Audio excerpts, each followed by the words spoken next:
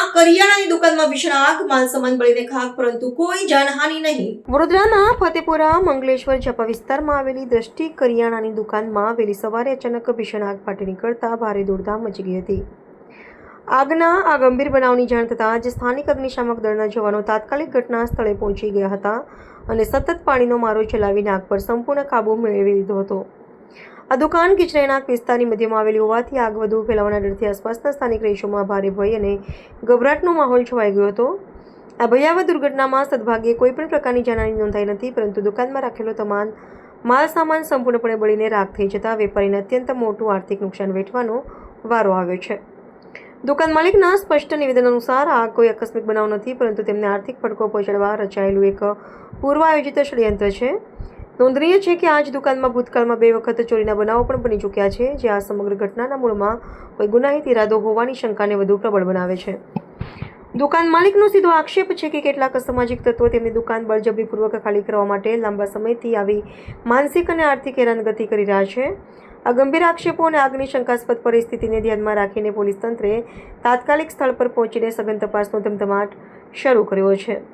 સુરક્ષાકર્મીઓએ પીડિત વેપારીની પ્રાથમિક ફરિયાદ નોંધીને નિષ્પક્ષ તપાસ કરવા અને તમામ પુરાવો એકત્રિત કરી જવાબદાર ગુનેગારો સામે કડક કાનૂની કાર્યવાહી કરવાની સંપૂર્ણ ખાતરી આપી છે.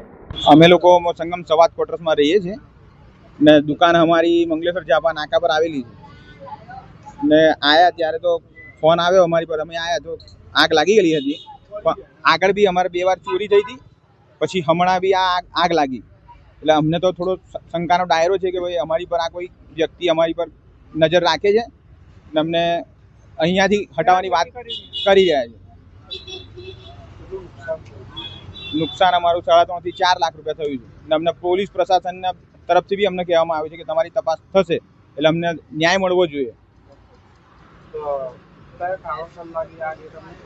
હા, કારણ તો અમારે એવું છે કે અમે આયા ત્યારે આગ લાગેલી જ હતી અને લાઇટ પણ ચાલુ હતી, લાઇટો બી ચાલુ હતી. પછી આયા પછી લાઇટનું કનેક્શન કાપી નાખેલું છે, એટલે અમને તો થોડો ડાઉટ છે જ, શંકા છે જ કે અમને અહીંયાથી દુકાન ખાલી કરીને અહીંયા સંગમ સવાદ રહેવાનું ને અહીંયા દુકાન ખુલી છે, એટલે અમને ખાલી કરાવવાનો એ લોકોનો પૂરેપૂરો ઈરાદો છે. એટલે અમને થોડી શંકા તો છે જ. અમે લોકો આજે 20-25 વર્ષથી દુકાન ચલાવીએ છીએ.